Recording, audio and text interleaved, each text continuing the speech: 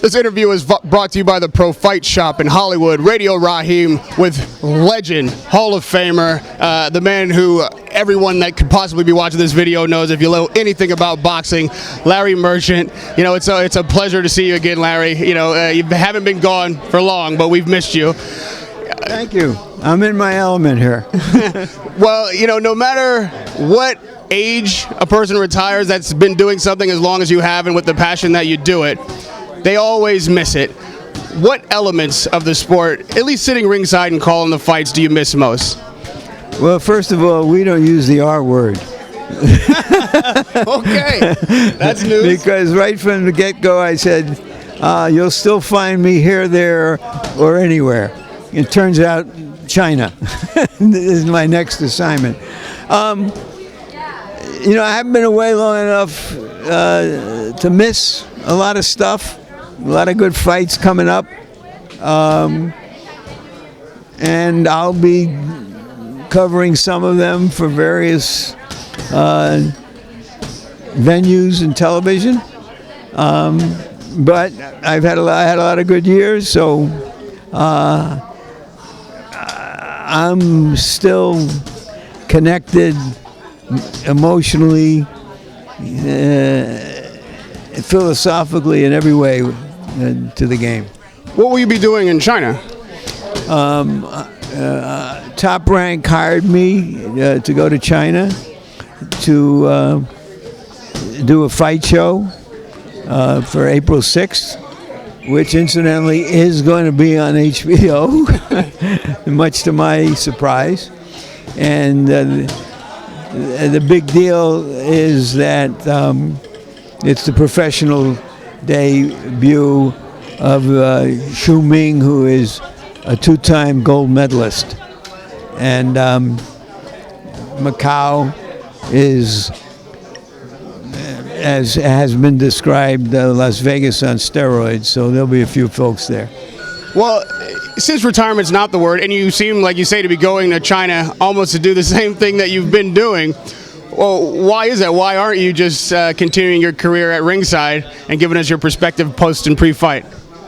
Well, that's because I agreed 2 years ago to start to phase out with HBO, and there was 2 years left, and then a couple of years after that in which I could still do some stuff for them, but that I'm free to go and seek my fortune elsewhere.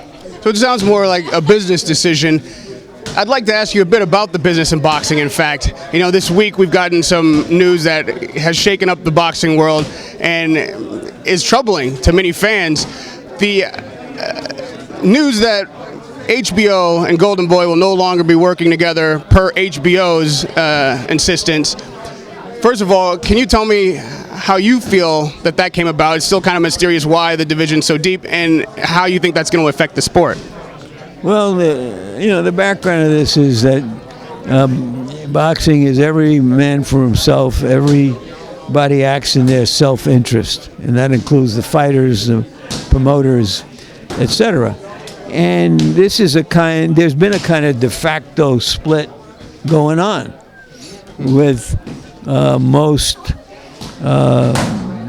Golden Boy fights going to Showtime.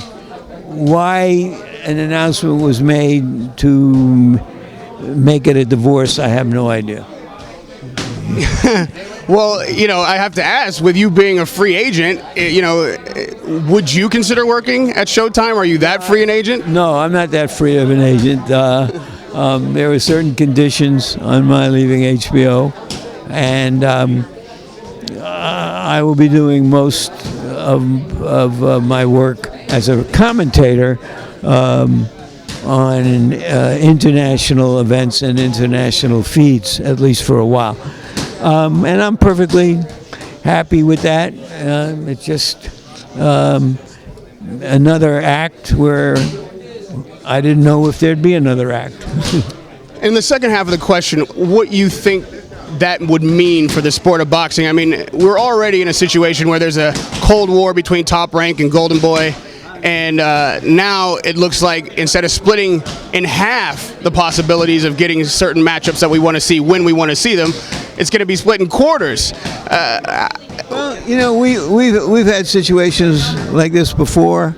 You know, back in the day, Showtime had Tyson and King, and HBO had Lennox Lewis and other fighters, and they couldn't make the fight, and finally they agreed that both networks would be involved in that fight because it was so big and made so much sense. So I just assume if there's an event that's big enough, that something will fall that way, but it may, at least in the short run, it may lead to a spurt of big fights as each network and each promoter tries to outdo each other. I mean, the Bradley fight turned out that we want to see two fighters instead of one after that fight. What is the mix between them and Rios and Alvarado? There's all kinds of possibilities. And also, Top Rank has Marquez and Pacquiao. How does all that? Well, that's 6 pretty good fighters. And yet, Golden Boy has a lot of guys in the welterweight and junior welterweight divisions that they can match among themselves. So there's no loss in the immediate future, and we'll see how it turns out in the championship rounds down the road. Well, you say that we've had situations like this before, but have you ever remembered a time when there was a promoter at the level of a Golden Boy where the network refused blanketly to work with the promoter? It's unusual, but there was kind of de facto separation of that kind going on. I seem to recollect when King took Tyson to Showtime, HBO wasn't too happy about it, and this kind of public split, I don't know if that's happened before. I don't know what's going to happen, for example, with Adrian Broner now. HBO had been building him as one of the stars of the future. Does he wind up with Showtime now because he's a Golden Boy fighter? I don't, I've always said the guys who do those kinds of things and make the fights and make them happen, and the television executives and producers, they allow me to play in my sandbox. Right. And so my sandbox, that's above my pay grade. I don't know all the machinations that go on in the front office. Last question on this point, because you did bring up Tyson going to Showtime, Don King taking him there. That actually occurred to me when I heard this news.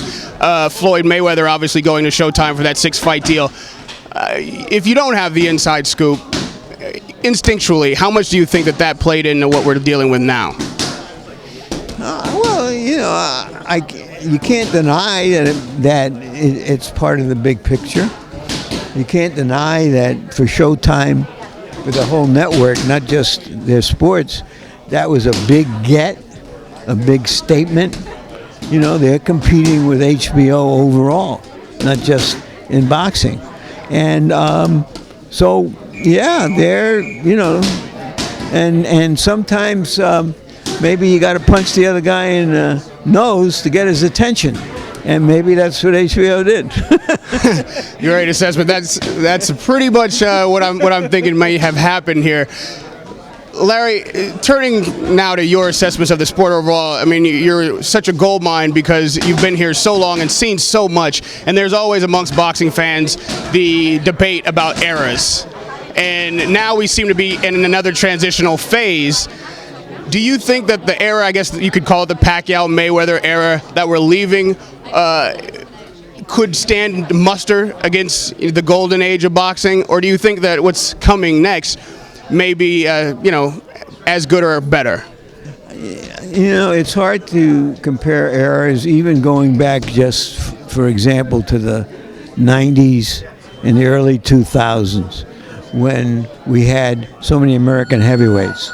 So if you didn't have a good fight, well, 2 weeks from now you'll have a good heavyweight fight, or you'll have Roy Jones, or you'll have Oscar De La Hoya, or look at all those terrific featherweights coming up. Morales, Barrera, Pacquiao, Marquez. So the stars aligned at that time in a very positive way. This is a different time. There are no American heavyweights that we know of who aren't playing linebacker. And so it's harder to get the public's attention, because for most casual fans or even non-fans, it was who's the heavyweight champion. He was automatically a star. So it's a different time, and it remains. There's a lot of good young American fighters, and will one or two or three of them emerge as real stars and attractions who transcend the sport? We can only wait and see. Yeah, the era like we just passed, and now with that assessment, I wonder with the influx of the UFC and the lack of a heavyweight champion that's American, is it possible for boxing to come back, especially now with all these divisions, promotion-wise, network-wise? If that's not going to happen, and we don't see an American heavyweight on the cusp, what can bring boxing back to the forefront of the American awareness? Well, there's an interesting contradiction going on. One, there's more live boxing shows on cable television today than there ever have been. Like an average of 3 or 4 a week. And two, Mayweather and Pacquiao may not be heavyweights, but in terms of their popularity, in terms of the dollars they generate, they're heavyweights. There are heavyweights. So, things change, and sometimes we get surprised. And, what if a Tiger Woods of heavyweights emerges from somewhere? And lastly, Larry, you're obviously not done. As you said, retirement is not the word. You're still working. So for someone that has had this amount of time in the sport, you must be still looking for something or feel like you can contribute something. First of all, what is it that the sport still gives to you that doesn't keep you at home, get you out of bed, get you out of the house, and makes you still come back to these stinky gyms? And what is it that you feel like you still have to contribute to the sport? What I can contribute is just doing what I do and being who I am. And I'm a professional observer, a commentator, and to me, the best place in the world to observe human behavior is ringside. And how do guys deal with success and failure? How do they deal with adversity? In and out of the ring? That's a world. And I'm still curious about it, and I still find things to laugh about it, and it's watching the human arc as guys come and reach their peaks and go, and how do they handle all that stuff. To me, it's life condensed into a ring. Larry, you are the definition of a Hall of Famer. And your storied career is inspiration to anybody in this business, wants to be in this business, anyone like myself that's doing what we're doing. So thank you for that. I'm glad that you won't be gone. I'll be happy to see you again soon. Radio Raheem, none other than Larry Merchant. Thank you.